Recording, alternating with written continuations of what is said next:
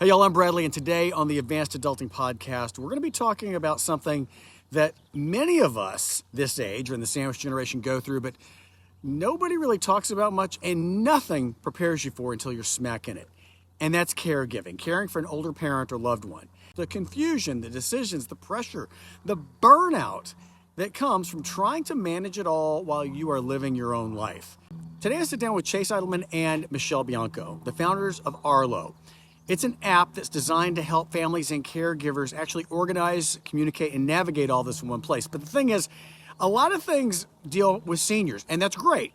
But they really focus on helping the caregivers themselves, who are in the mix and in the trenches going through it every day. And this really isn't about a tool. What we get into is what's happening to the sandwich generation and why most families wait until there's a crisis. How this turns into a journey that can last years and one that nobody sees coming. They've got some unbelievable data, some information, not only stats, but things that they've experienced because they've lived it too. If you're in it or you know someone who is, this is definitely going to hit. I'm Bradley, and this is Advanced Adulting. Welcome to Advanced Adulting. Thanks for being here. Thanks for having us, Bradley. Awesome. Hey, I wanted to talk to you about caregiving because obviously that's something that so many people are living. It's your wheelhouse that you all deal with every day with ARLOW and the people that you serve. But as someone who's in the middle of it, what are you seeing right now are the biggest hands-on challenges that caregivers and their families are facing? Yeah, I think there's many challenges, and we're focused specifically on elder caregiving. And I think it starts with the conversation and the unknowns. As people start their life, I think early life is very predictable. You have the early childhood, which is based on milestones. You have career, you have marriage, you have retirement planning. All of that is very predictable. Whenever you start to age, that is not milestone based and it is variable. And what happens is that oftentimes families are not having that conversation about what would you like to have happen as you start to age. And because it's so unpredictable, those conversations don't happen until there's a crisis. So what we see is that things are happening in real time during crisis moment, which has its own level of stress and challenge when there's medical crisis or things with the home that you need to have an immediate transition. That's tough. And that follows with emotional strain, family strain, and not only the financial impact that it is causing. So that is where caregiving really starts to become a challenge, and it has a lot of family dynamics as well. That's what ARLOW is working to solve for, is that proactive support so that you can have those conversations early and start the planning ahead of time. Yeah, one of the things that Michelle said, though, that I think is just important to underscore is that word of crisis. And we look at the scope of aging, kind of that episode window, and into 5 stages. Someone turns 65 years of age, they just turned 65. They're mainly independent. The second stage of aging that we look at are those individuals that are slightly interdependent. Hearing starts to go, need a little bit more mobility help. And that's kind of the first signal that, things are changing. Then you move into full dependency. That's the third stage of aging. And that's when you need, for the most part, around the clock help. Fourth stage is crisis mode. Fifth stage is end of life. 89% of the population that is above 65 is in those first 3 stages. And what Michelle was underscoring that I think is important from the caregiver's perspective is the transition points in between stages. When someone moves from slightly interdependent to full dependency, something happens, a trigger event, something bad. And that's the moment where we often see people are looking for solutions because things get confusing. You've got financial confusion. You've got physical health confusion. You're ordering new products and you don't know what to get. Like, there's just confusion. So that's where tools, support really come in. And there's this constant navigation through all 5 stages, and it changes. You say that stages, and I couldn't agree with you more on that. It's this, I know from my own experience with my late mother, and also in the work we do with advanced adulting and talking to people, it's not just caregiving in terms of, hey, let's find a place or a community. It's that, oh my God, 911 moment of she fell, what are we going to do? She needs a shoulder replacement. She needs somewhere to live, someone to care for her. So there's that, as you say, it's that crisis mode that we all know is coming at some point, but you just don't know when. And as a lot of adult children or family caregivers, that's the hard part, is because you don't want to address it. You don't, and it's great to say you should plan, but no one does. And you deal with that reactivity. And then it's along that spectrum, those chapters of, then it becomes, we have to retrofit the house. We need a contractor. We need a builder. We need to manage their meds. We need to manage the documents. We need, all of these things, and it's all the way to end of life. And I think that's, the things I hear from people who are in the mix is that's probably one of the hardest things and causes the most burnout. Is it's not just great, we dealt with 2 tough months. It's you got another few tough years ahead of you.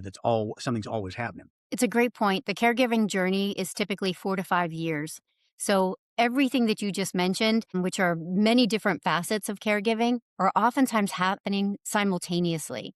So how do you manage the legal, the medical, the financial, the transition of care, all of that at once? All while not being prepared for it. I mean, many people are just falling into that caregiving role without having that education. So, needing to have resources and support along the way when you don't know what questions to ask is really important to help Mhm. support you through the many years of caregiving. Yeah, I think that, Chase used that word confusion. And I couldn't agree more on that because nothing prepares you for this. There's no guidebook. And everyone in every family and every senior situation is a little different at any given time. And I think that's the thing is the phrase I use it, you just don't know what you don't know. And you think that it's one part of it. And unfortunately, just the nature of, there's some very well-meaning people out there. There's some marketers and predators is, what's right for me and what's right for my family, my loved one, and my situation right now. And that confusion of being able to turn for an answer or a resource and being able to really guide through that and just even the day-to-day stuff. I mean, I think that's one of the hardest parts for a lot of people. I'll give you a quick story. When we started the business, we did a whole bunch of interviews and meeting with caregivers left and right. First person I ever interviewed, he was just telling the story. And this is a well educated, smart man caring for his mom. Mom goes through medical complications, starts, getting confined essentially to the bed, but needed to get into a clinic on a routine basis for treatment. So transition to care at that point and needing to get a service that could handle someone that was in a supine position. So he called Medicare, trying to understand what the reimbursement was. Got told no, it doesn't reimburse. Ends up having to spend thousands of dollars per month. And little did he know that it did reimburse, but he didn't find that out until years later. The ultimate downhill consequence is he actually lost his job because he was caregiving and he didn't have the necessary income, and it financially completely changed his life around. And it was a very emotional interview. Like the guy was just kind of bleeding his heart out. And it goes back to confusion. Like in the way the system is built this is not an intellectual challenge. This is just, it's a confusing matrix that people have to navigate through. And as y'all just described really well, it's an evolution for years, 4, 5, 10 years of just navigating the system. So it's one of the greatest, one of the most challenging responsibilities to be a caregiver. What I think is interesting, and I have this conversation, frequently, is it's not a uniquely American issue at all. It is truly a global issue, but other cultures seem to and this is my opinion on this, other cultures seem to have a little better handle on this. And I'm not talking about from governments. I'm talking about just from culturally, from families absorbing it a little differently than maybe we have or what's been thrust upon us, at least here in this time. Uh, yeah, I'll give you just some crazy numbers real quick. Fastest aging populations, you've got Japan is right there on top. You've got South Korea. From a population perspective, we're just under 9 billion in the world. And you've got, I think it was 2023, India surpassed China. So they have 1.4 billion to China's 1.3. Please don't fact check this. But the US, it has 30 million, somewhere around there. So you look at these different countries and the dynamics, and it is not a localized issue that we're talking about. This is a global challenge of how we're going to have an infrastructure to set up everyone for success. Well, the other thing I think is interesting about, and we can talk demographics and all that in a moment, but I think what when we talk about caregiving, it's granted, hey, if you have a lot of money It doesn't change it. It makes a lot of things easier, but it still doesn't change the fact that your mom has dementia or that all the other things that you're having to deal with. And that's why I Absolutely. look at caregiving as what I call just a great equalizer. It really is. I mean, it's something that regardless of where in the world you are, your education, your background, your race, your religion, and even your income to a degree, you're going to experience this. Most people are going to experience some form of this right now. Like I said, having a lot of money makes it easier, but doesn't make it easy by any stretch. And I think that's something that we we need to take a look at too. Is that how many of us are going through this? I think it's interesting how it's this seems to be one of the last areas that people really don't talk about. Yeah. People talk about menopause all day long. They'll talk about all these other issues and family things and personal things, but when you're at the cookout or you're talking to a coworker or something, they're not going to say, "Hey, you know what? I'm tired or I'm late because I'm having to care for my mom or I'm stretched because I'm having to pay for all of this." Uh, when the mask comes off, that's when you realize, "Oh yeah, me too." And I think that's a pretty interesting thing is people find that so many of us are going through it, but not many people talk about it until now. It's a really good point. I think, in our journey with this with our company, it has been amazing to hear how many stories people have. Every time we enter a conversation, whether it is with an older adult, a family caregiver, or an employer even, it always centers around somebody who is currently going through that caregiving experience, who has gone through it or is preparing to go through it. Everybody knows some who has experienced the caregiving journey. And it all comes with a different level of emotional challenge as well as physical challenge as well. It impacts a lot of people, to your point, and it does create that equalizer in today's society. It's a great way that you put it. I like the fact that you said the finances, having money doesn't make it any more easy. It does support the caregiving journey, but I do think that whenever you have, the resources, that does allow for more options. So optionality may be supported with finances, but statistically, people are providing at least 26% of their income on caregiving as a family caregiver. It really impacts your own retirement resources potentially as you're a working caregiver because of the amount of resources, going back to what Chase is saying, the confusion with how to connect with public caregiving, with the ability to look at resources such as Medicare and Medicaid. That is not an easy course. Insurance is also challenging. So people are using their own money and impacting their potential financial future because of what they're providing for their caregiving of family.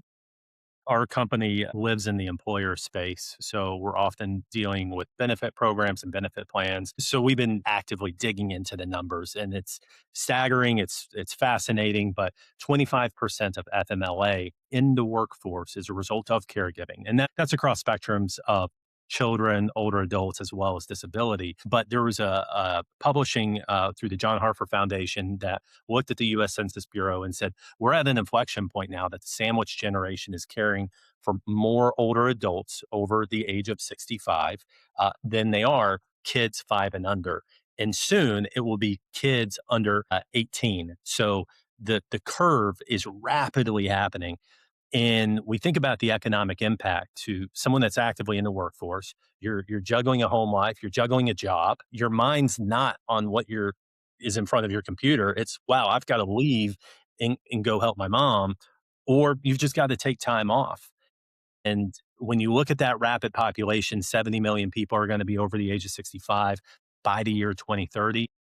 You said it best, Bradley, like this is not going away. It's only amplifying. We use that word sandwich generation, and the stats are pretty shocking. In terms, you mentioned the percentage of income that goes towards this, and we're all roughly close to the same age, and I think that we use that sandwich generation word, whether it's Gen X, whether it's an early boomer, whether it's an older millennial. It's amazing not only the expense, the toll on your career, it couldn't hit us at a worse time. It couldn't, because whether you're approaching your own retirement, whether you've got kids in college, whether you've got younger kids. I mean, so it's crossing three different generations there, and the burnout, the expense, and I think for a lot of people, with advanced adulting, a lot of people who are in their 50s or late 40s, and they're like, it's a time of reinvention, and you see all this in the whole midlife space about. It's as easy as, learning to shuffle dance and moving to Cabo and dancing and, finding your purpose. Yeah. Meanwhile, that didn't do a damn thing about taking care of mom or taking care of your kid in their 20s, or I can't tell you how Hmm. many people I know who are taking care of an older parent and they are now raising their own grandkids too, because not everybody's kid's a winner. So that's just real life there. And I think this sandwich generation, we're experiencing something that maybe it's gone on before, but I don't know to this degree. It's a great point. The median age for caregivers right now is 50.6 years of age. So 50, 51 years of age. And that is at the midpoint of potentially your career that you have worked so hard to achieve this point of managerial leadership. At this point of your career, you do have those adult children or younger children, potentially grandchildren that you're caring for. And 60% of them are women that are providing that caregiving. So many people are having to either make career decisions. They're getting passed over for that promotion because they can't really take on additional work and responsibility because of their caregiving responsibility. Hmm. Knowing that there's about caregivers are performing 25 hours of extra work providing caregiving in addition to their full-time responsibility. And 25% are doing 40 hours or more in addition to their full-time work. That is an immense responsibility and a lot of just effort in terms of their daily life, in addition to having family responsibilities of their own. So think about that in the impact of a career. People have big decisions to make while also knowing that they have a lot of financial responsibility ahead of them. So, how can I leave a career? I have decisions to make while I also know the financial responsibilities that I have to support mom or dad or a family member. It's a lot of effort that goes into caregiving. I spent over 15 years in executive search and have dealt at the highest levels there in the hiring side. You all had mentioned with Arlo that you deal a lot on the employer side and with FMLA and all of those things. Now, this is a fairly newer thing, I assume, that at least coming to the surface of admitting that there's a need. It would be great if you could wave a wand and every employer just completely embrace their employees and did it. But what are some things that you're seeing that, and you can name names if you want or not, but I mean, what are some of the best practices or companies that are doing it right that you're seeing who are really helping their employees and acknowledging, hey, you're also a caregiver too? The answer is it's all over the board. In my experience, I'd love to give you like a silver bullet solution of what we found. So if you look at current employer structures, there is a natural run at providing benefits that impact claims. General trend is you're having more and more self-insured employers, especially in those small to mid-size groupings. Claims don't tell the full story in this. That's the challenge. Because claims, you're often looking at things like wellness programs, smoking cessation. Those impact immediacy of claims. But when you look at providing a caregiving solution to an employer, you're impacting things like absenteeism and presenteeism. Those aren't necessarily direct claims related. We may be able to make a correlation to mental and behavioral health association. There are FMLA, as we mentioned earlier, but it doesn't change the fact that this has a huge economic impact to that employer that may be less apparent or actually may be more apparent. Before we were on this call, Michelle and I were reviewing data on just a return on investment calculator. And when you start having a percentage of your population leave or take FML, that drives that drives an output to the bottom line of a company. So we see treatment all over the board, but I'll tell you the customers who are the most responsive to it are the ones who are actively caregiving. That is a common truth. The ones that are like, yeah, I'm caring for my dad. Those are the conversations where the employers are absolutely leaning in on this. Yep. It's one thing that I love about dealing with people like you all and folks in the caregiving space that I didn't expect it when I first started really diving in was that most every person I've dealt with, whether it's a founder, an executive, anyone who has started a company in this space, has done so for a personal reason. And many of them come from other industries. It's not like they came up the caregiving tree here. It was a matter of, hey, I was in hedge fund, I was in tech, I was in insurance, something else, and something personal happened that made me go into this. And it's not a cash grab, and like a lot of industries. And I think that's really that speaks a lot to me, who are the people who are doing this work like you all. Tell me a little bit about how and why you all started Arlo. Yeah, I'll hit this one. I'll give you two answers. I'll give you a very human answer to what you were mentioning, and then I'll give you more of a business answer as well, because they're both important in this. From a human side, there's three founders. So Michelle, myself, another individual, Bill Loss, who is not on this call. We talked about the five stages of aging earlier. His family's in that crisis mode right now, and he's right in the thick of it. He's looking at the tools and the solutions and goes, there's got to be a better way. The tools are fragmented. User interfaces aren't necessarily appropriate. They're not often solving real problems. And just saying, how do we do a better job of connecting not only the older adults, but the circle of care and even the paid caregivers, all underneath that same umbrella?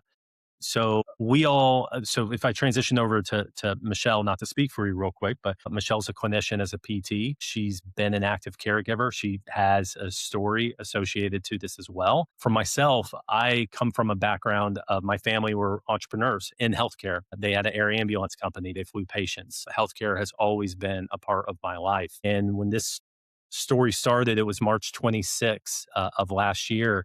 It was the three of us coming together going, wow, like we can make such a big difference here.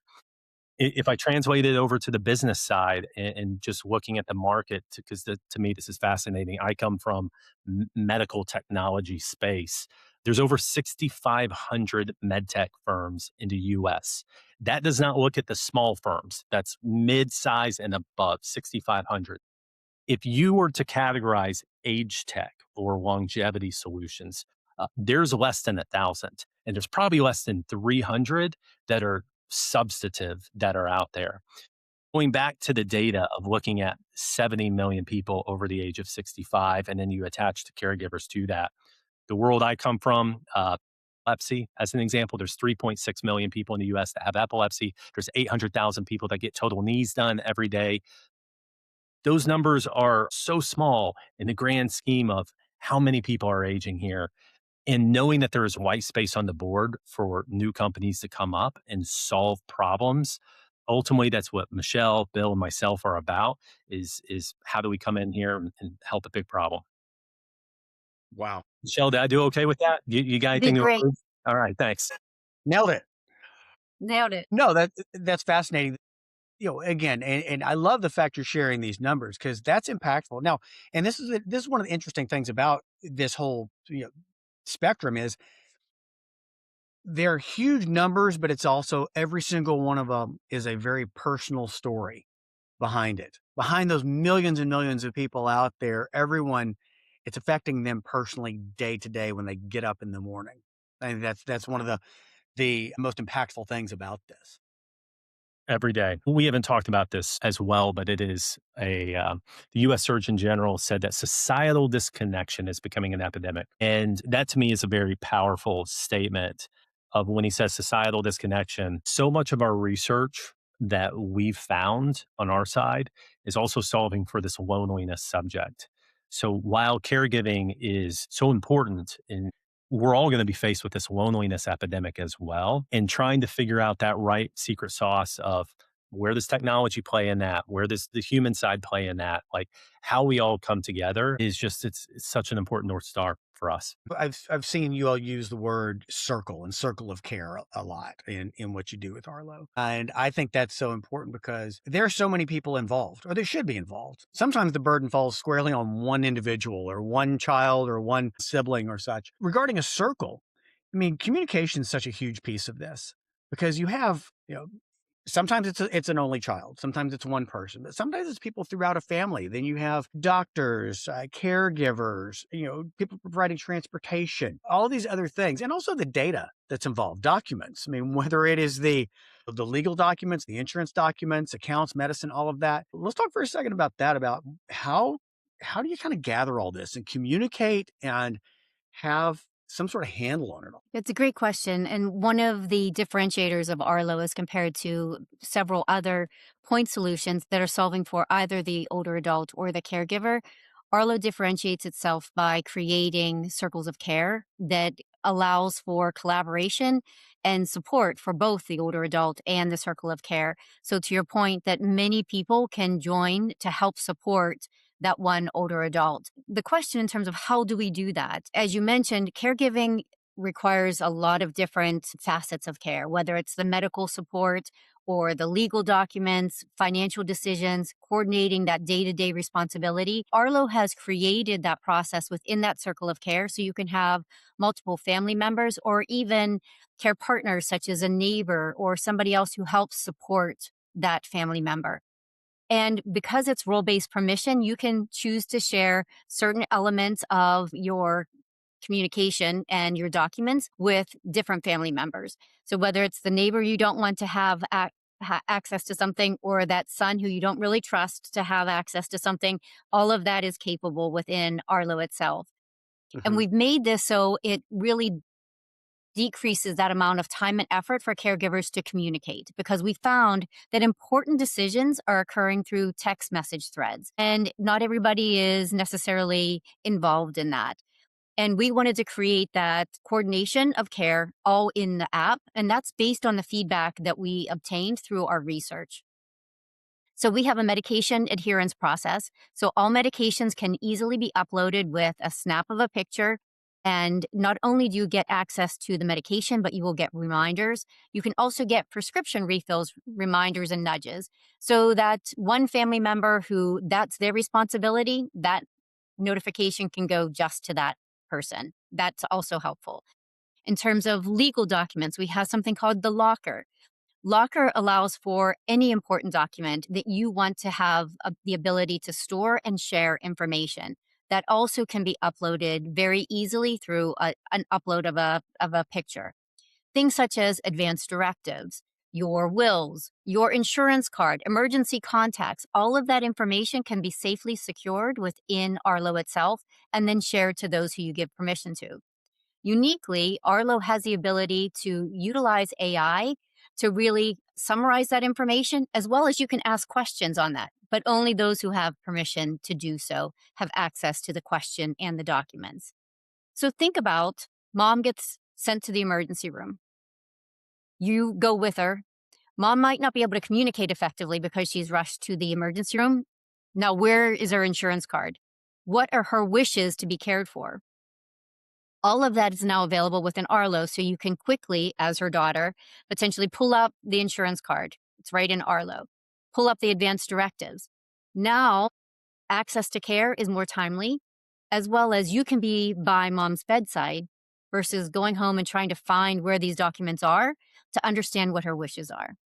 That ease of access is available within Arlo. Yeah. My one addition to that is it's a risk of any software company to over engineer technology. And we challenge ourselves every single day. How do we make it simple but powerful? And how do you leverage things like AI, which is a scary buzzword right now, but in a helpful manner, something that does something. So Michelle just gave a couple great examples of like just point and shoot.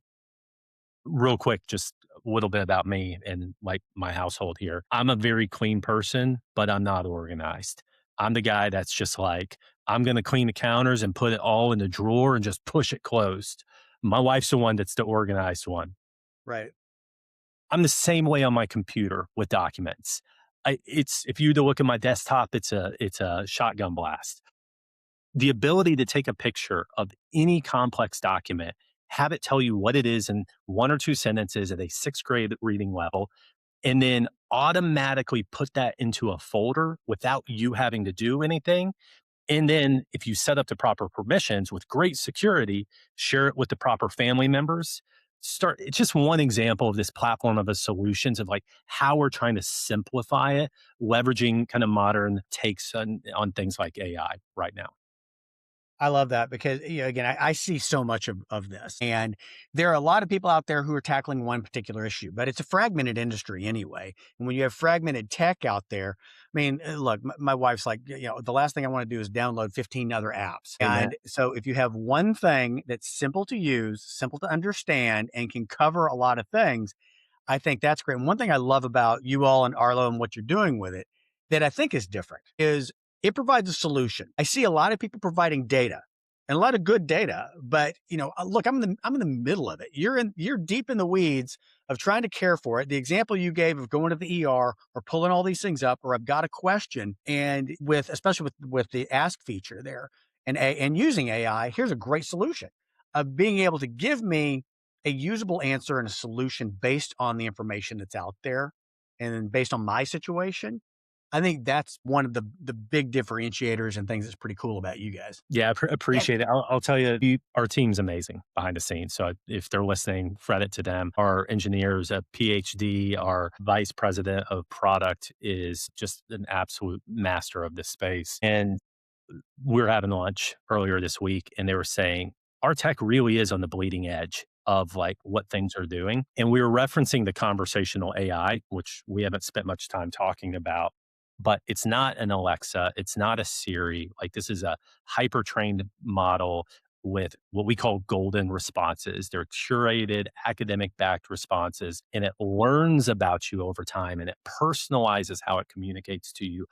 Again, trying to keep it simple and digestible for the end users. And it will speak to you as an older adult or as a caregiver. It's two different personas on there, and it will differentiate. If you're the caregiver, it will offer the support and guidance as a caregiver. So it's got a distinct persona profile based on who you are within that equation.